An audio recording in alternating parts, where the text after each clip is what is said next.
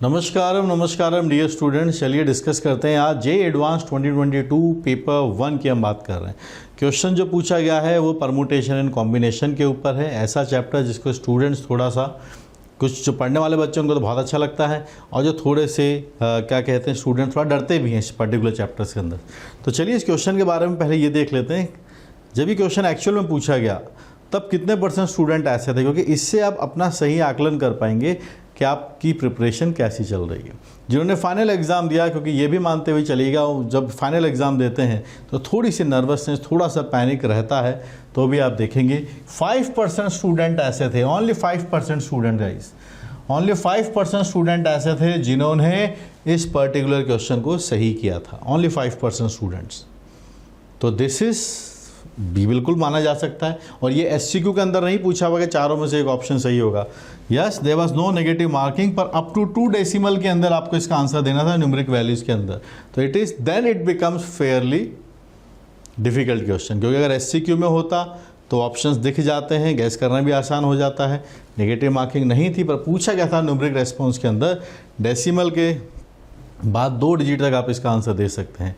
उसमें अगर हम देखें तो पूरे देश में 37,600 स्टूडेंट्स इसके करेक्ट आंसर तक पहुंच गए थे।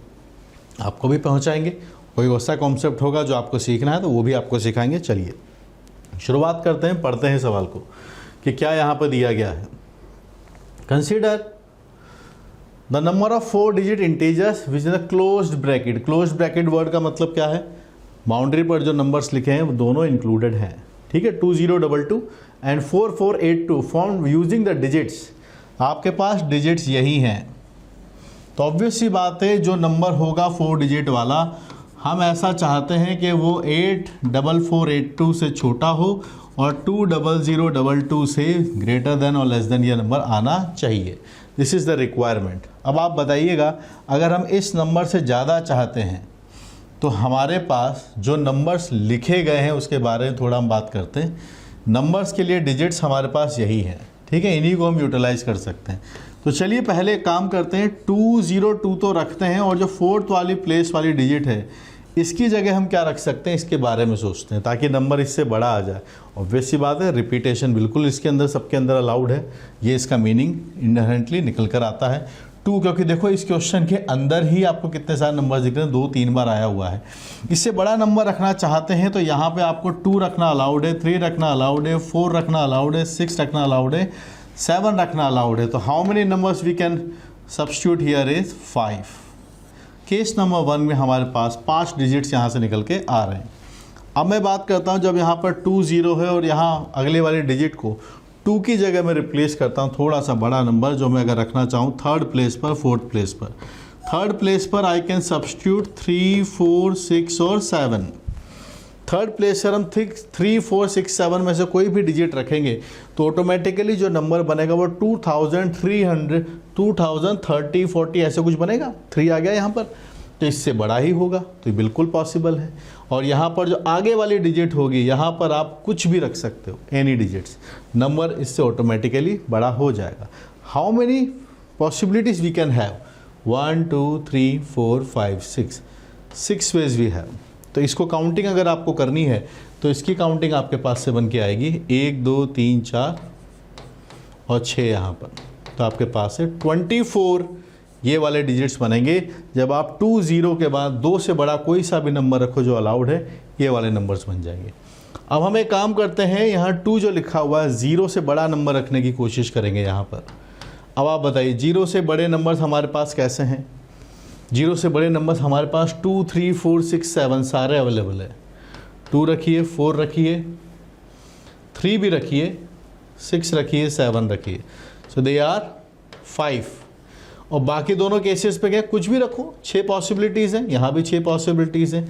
अगर हमने 2 के बाद इनमें से कोई भी नंबर रखा तो डेफिनेटली उसकी वैल्यू 2022 से ज़्यादा ही आने वाली है। So all are acceptable. तो आपके पास नंबर आएगा 5 × 6 × 6 एंड दैट इज़ 180।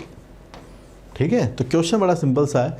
2022 से लेके 4482 तक दोनों नंबर्स इंक्लूसिव हैं। जितने नंबर्स भी बनेंगे यूजिंग द डिजिट्स 0, 2, 3, 4 6 एंड 7 कितने बन पाएंगे वो काउंट करके बता दो। एक जगह भी काउंटिंग गलत हो गई तो ये क्वेश्चन गलत हो जाएगा, क्योंकि एससीक्यू में तो है नहीं, न्यूमेरिक रेस्पॉन्स में पूछा है, इसीलिए पूरे देश भर में सिर्फ कितने बच्चे हैं, 5% बच्चे ऐसे हैं जो यहाँ तक पहुँचे होंगे। तो भारत में बहुत बढ़िया बढ़िया स्टूडेंट्स हैं काम करने वाले, 36,000 के आसपास है जिनकी मैथमेटिक्स इतनी स्ट्रांग रही है ये वाला टॉपिक। पर ये एक रूटीन क्वेश्चन है, अगर आपने इसको प्रैक्टिस किया हो तो आपने ज़रूर ऐसे क्वेश्चंस देखे होंगे, प्रैक्टिस से आप इसको अचीव कर सकते हैं। चलिए 2 की बात हमने कर ली, 2 के बाद सारे नंबर सोच लिए, तो सर एक काम करते ना पहले वाले डिजिट को ही बदल देते हैं। अगर ये नंबर 3 से शुरू हो गया, जी बिल्कुल हो सकता है, अगर ये नंबर 3 से शुरू हो गया तो हमारे पास यहाँ पर 6 चॉइसेस हैं, कुछ भी रख दो इसमें से, 3000 समथिंग बनेगा जो 2022 से बड़ा ही आएगा। अगले वाले डिजिट पर भी ऐसा है और उसके आगे भी यही नंबर बन जाएगा, करेक्ट। ऐसा अगर मैं 4 के साथ चलता हूँ तो देखिएगा 4482 लिखा हुआ है, 4 के साथ अगर मैं यहाँ पर एक काम करता हूँ, कुछ डिजिट्स ऐसे लिख लेता हूँ, जैसे 0 रखा, फिर 2 रख लेते हैं, 3 रख लेते हैं, इनको तो एक ही साथ काउंट कर लेते हैं, क्योंकि अगर 4200 बना, 4300 भी बना, 4000 भी बना, तो भी इससे तो नंबर छोटा ही होगा। और बाकी दोनों जगह पर हमारे पास 6 चॉइसेस हैं, no problem, this number is definitely going to be the lesson number जो हम चाहते हैं, ठीक है। तो यहाँ पर आपके पास कितना बन गया, 6 × 6 × 6, वी आर हैविंग 216, और यहाँ पर आपके पास दिस इज 3 × 6 × 6, आपके पास ये बन जाएगा 36 आ रहा है, 108 भी नंबर आपके पास यहाँ से आ गया। अब बात करते हैं, जब 0 वो 2 3 तो लिख लिया, 4 के बाद अगर 4 आ गया, 4 के बाद अगर 4 आ गया तो हम चाहते हैं कि इससे छोटा नंबर आए। आप देखिए 4 के बाद 8 आता है, और ये सारे नंबर्स 8 से छोटे हैं, 0 2 3 4 6 7 सारे ही छोटे हैं। तो यानी यहाँ पर 4 लिखने के बाद, देखो 4 मैंने पहले नहीं लिखा ध्यान से, तो आप अगले वाले प्लेस पर कोई सा भी लिख सकते हो, फुल लिबर्टी है कि आप यहाँ पर थर्ड प्लेस पर, क्योंकि 4 के बाद 8 है, इनसे कोई सा भी कॉम्बिनेशन बनाओगे वो 82 से छोटा ही होगा। तो आपके पास 6 पॉसिबिलिटीज़ हैं, अगले वाले में फिर से 6 पॉसिबिलिटीज़ हैं, तो 6 and 6 you are getting this as 36। अब अगर मैं आगे चलता हूँ 4 8 के आगे तो चांस ही नहीं, क्योंकि 8 तो हम ले ही नहीं सकते, ठीक है। तो हमने फिर बेसिकली सारे काउंट कर लिए, 4 8 के आगे काउंट कर नहीं सकता, क्योंकि मैं थर्ड डिजिट पे 8 मेरे पास पॉसिबल नहीं है ही नहीं अपने पास, तो रखेंगे कैसे। So we just need to count these numbers guys, count करते हैं सबको, इधर वाला ऐड कर लो, दिस इज हाउ मच, ये आने वाला है आपके पास से, ये 180 है, 200 204 209 209 यहाँ पे आ गया है, तो 209 प्लस इनका सम कर दो, यहाँ से 36 है और यहाँ पे ऐड करेंगे 144 आता है, 144 में 6 ऐड करेंगे तो 150 बन जाएगा, 150 by 160 and it is 360। 569 is the answer. सोचिए 2 बच्चे एग्जाम देके बाहर आ रहे हैं, बात कर रहे हैं, या उसका आंसर 560 आया था ना, या इसका आंसर 564 आंसर आया था ना, मतलब उसने पहला वाला केस कंसिडर नहीं किया, या हो सकता है काउंट करने में कुछ गड़बड़ कर दी। एग्जैक्टली प्रिसाइजली 569 जो पहुंचा होगा, मार्क्स उसी को मिलेंगे। तो जब से ये न्यूमेरिकली रेस्पॉन्स वाला अप टू 2 डेसिमल वाला कॉन्सेप्ट आया है और एमसीक्यू के अंदर -2 की मार्किंग आई है, मैं बिल्कुल ये कहूँगा कि इतना डिफिकल्ट जब हम जेईई दिए थे 2003 में तब भी नहीं था।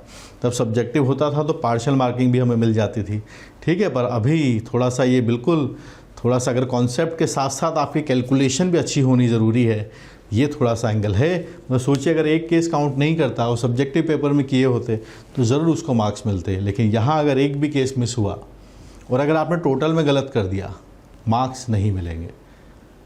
पर ठीक है, उस टाइम पे ज़्यादा अच्छे रिसोर्सेज अवेलेबल नहीं होते थे, टीचर्स भी उतने अच्छे नहीं मिल पाते थे, या बहुत सारे अच्छे टीचर्स हमेशा ओवर क्राउडेड रहते थे। ज़माना बदला है और इम्पॉर्टेंट बात यह है, कंपटीशन आपका आपके साथ वालों के साथ है, ऐसे नहीं है कि हमारे साथ थोड़ी है ना, या जो आपके पिछले वर्षों में जिन्होंने एग्ज़ाम दिया उनके साथ भी नहीं है। वंस जब आप कॉलेज से बाहर निकलते हैं तब कंपटीशन सबके साथ होता है। पर हम यहाँ बात करने वाले हैं जेईई के बारे में।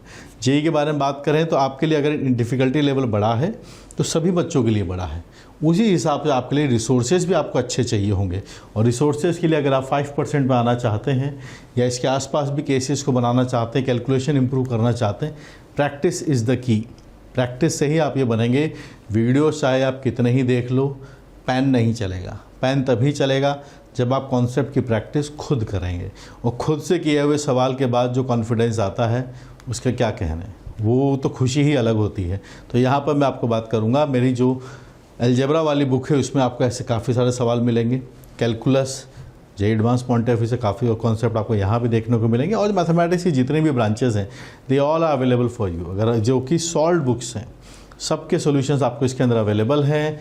इसमें हर तरह के क्वेश्चंस आपको मिलेंगे। थ्योरी के बाद इलस्ट्रेशंस हैं, कॉन्सेप्ट्स के ऊपर टेस्ट और कॉन्सेप्ट एक्सरसाइज होती है, उसके बाद वो आप कर सकते हैं। और चैप्टर के बाद आप देखेंगे तो आपको एक्सरसाइज पूरी मिलेंगी, चाहे वो SCQ हो, MCQ हो, कॉम्प्रीहेंशन हो, मैच द कॉलम हो, न्यूमेरिक रेस्पॉन्स भी आपको वहाँ दिखेगा, PYQs भी यहाँ पे आपको दिखेंगे इन सब के अंदर, इन सब बुक्स के अंदर। And all books are solved.